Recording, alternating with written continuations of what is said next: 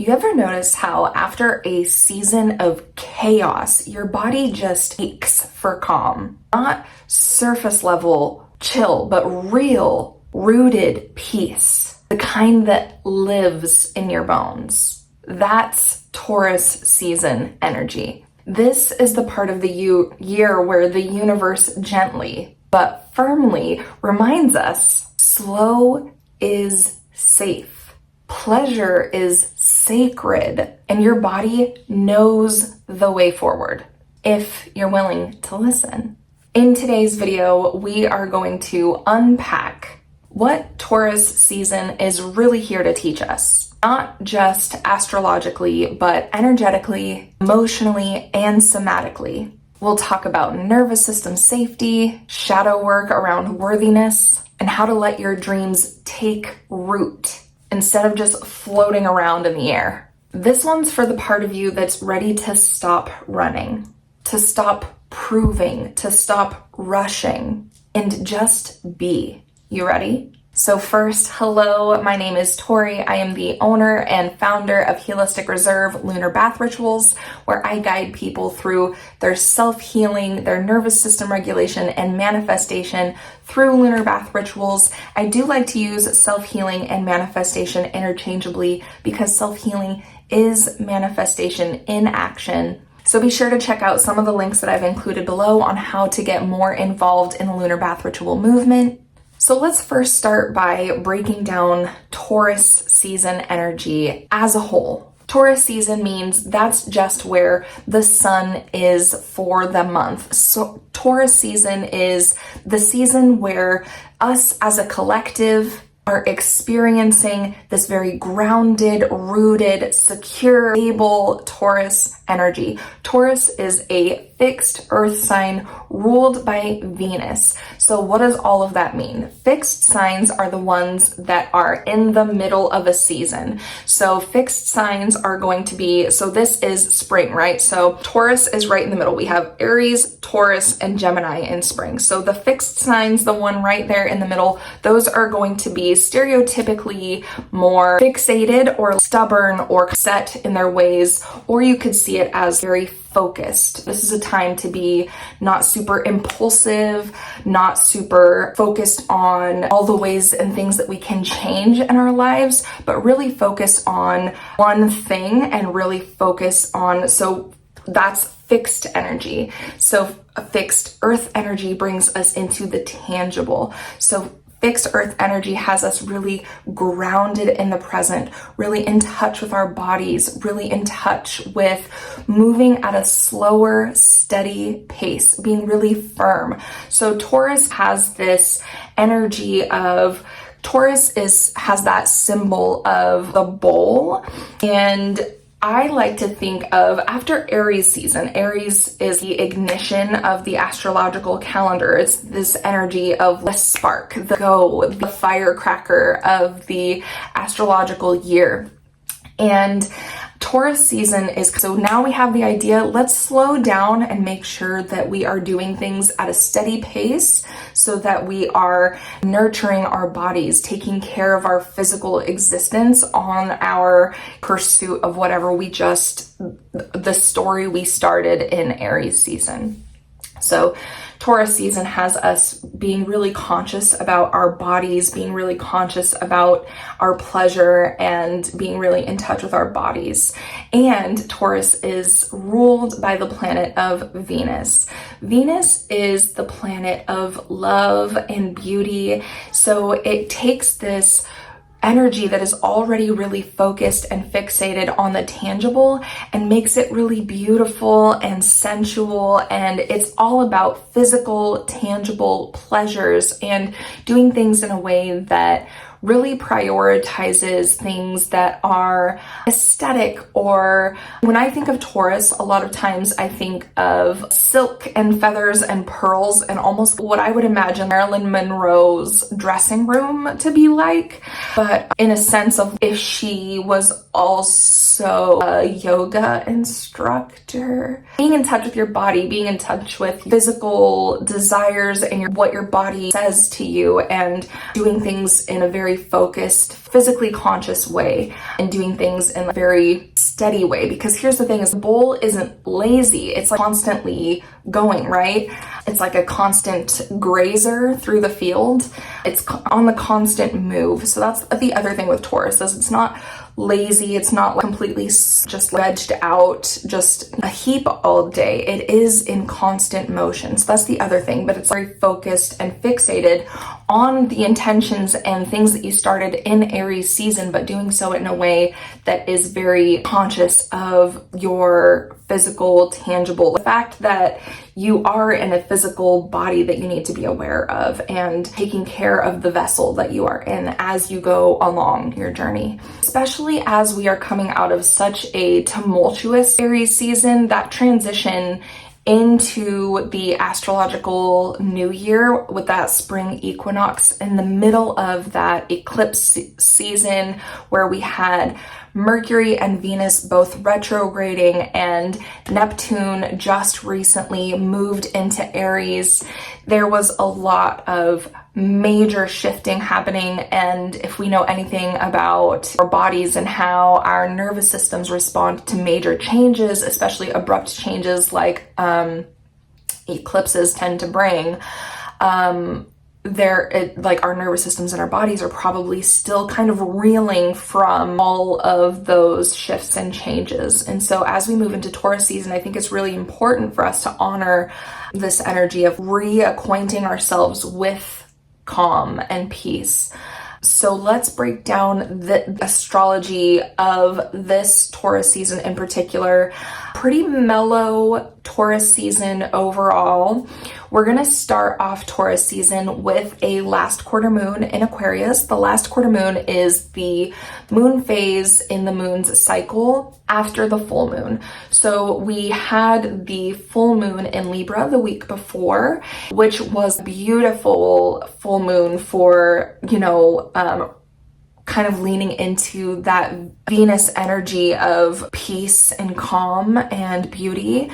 And then that energy begins to wane. So the last quarter moon after the full moon, the energy begins to kind of slow down, wind down, and the last quarter moon gives us the opportunity to dive into our shadows and recognize what no longer serves us, and release those things. So that's kind of where, as that energy is waning, it allows us to let those things go to make room for the next cycle. So this last quarter moon is in the sign of Aquarius. Now, whatever sign that moon phase is happening in will kind of point to what kind of shadow work we're doing, what kind of releasing we're doing. So with this last quarter moon in the sign of Aquarius, Aquarius is going to point us toward less about releasing the shadows themselves and more about releasing the shame and guilt that we harbor towards those shadows instead of the shadows themselves. So it's definitely a spicy self-love kind of a vibe, which most shadow work is. This one in particular is going to be more about recognizing in what ways we have kind of boxed ourselves in, because Aquarius is very outside of the box energy. So we are going to take a look at where we have boxed ourselves in and kind of erasing that box, letting ourselves out and releasing that habit, that shame and guilt and other ways that we have confined ourselves and conformed to society's expectations, which is beautiful as we release that energy and prepare a blank slate for the new moon in Taurus on April 27th. A new moon in Taurus I love a grounded, like a new moon in an earth sign at any time, but a new moon in Taurus, the new moon is at the perfect time for setting a new intention, a new beginning, or manifesting.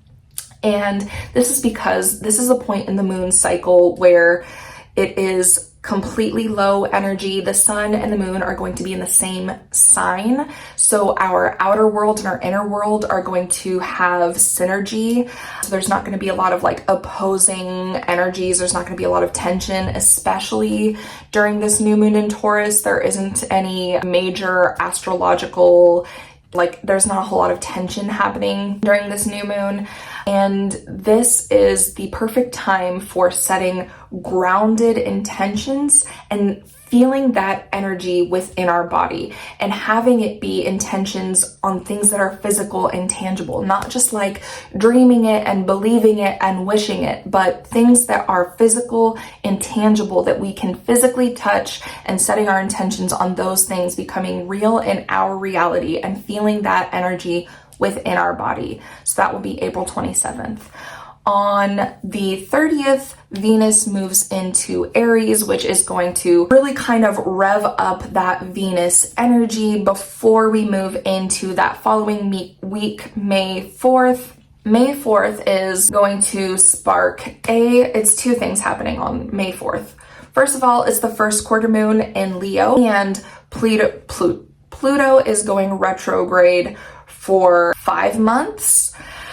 So Pluto going retrograde, if you have seen any of my videos, you see that like I roll my eyes anytime I see retrogrades, because retrogrades online tend to get like, yes, they are uncomfortable, yes, they're messy, but they are not the big bad wolf if you can approach them consciously. Granted, that is a lot of work. It is a lot of energy, and in this society, a lot of us don't have a lot of energy to spare. So, but if you can approach a retrograde consciously, retrogrades actually can be really constructive, because retrogrades are a time of rethinking, realigning, redoing, reconfiguring. And Pluto is the planet of our old cycles and pains and secrets and things that we've kind of like buried deep down. And so when Pluto is going retrograde, it has those things kind of like we're reassessing our relationship to those things. So that's going to be a huge theme for like this last half of this spring through the summer. It's going to be like a background noise theme. Here's the thing about Pluto. Pluto is a very slow moving planet. It's very far from us. So it's not something that we're going to see like affecting our daily lives in our face, but it is going to be a background noise kind of theme for a while. But it's also the first quarter moon in Leo. So the first quarter moon, right, we set those intentions in the new moon in Taurus the week before. So the first quarter moon is the time where that energy of the moon is beginning to build. So this is a time to really start to build that confidence and self-love to take action on the intentions that you set that during that new moon. So with the first quarter moon in Leo, what I really love about this is when it comes to a first quarter moon, in the bath rituals, what I always guide people through is self-love and empowerment so that we can take inspired action. And with this first quarter moon in the sign of Leo, Leo is the sign of like courage and bravery and self-concept. So this is going to be a lot of energy around feeling very confident in yourself and feeling very convicted in the actions that you are taking toward your big dreams and goals. And then the following week on May 12th, we have the full moon in Scorpio. This is going to be a very full moony full moon because it is in a water sign. So the full moon being in Scorpio, Scorpio is a fixed water sign ruled by Pluto, which is retrograding. Full moons are always going to be like really intense, really intuitive, really emotional. And with Scorpio already being a very intense, intuitive, emotional sign, this is going to bring up like an already intense energy, like even more intense. So expect to feel a lot of like really big emotions to come up, a lot of old traumas and secrets to come up, right? Because Scorpio is ruled by Pluto and it's retrograding and it's the full moon. And so and that's on the 12th.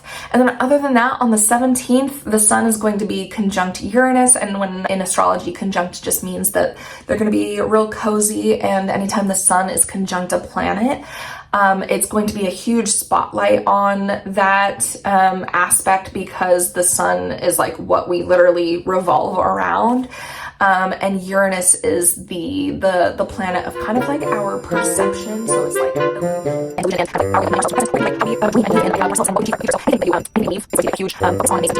and other than that, that's Taurus season, the long and short of it. If you want to get involved in the bath ritual movement, check out, I have a free guided bath ritual linked in the description below, as well as a couple ways to get involved in the community. There's a free Facebook group. There's some paid guided bath rituals that are more specific to specific intentions, and of course the membership, which is a paid community that guides you through in depth all of these moon phases. And of course, you can always just keep following along here. Be sure to like and subscribe, and I'll see you guys next time. Love you, bye.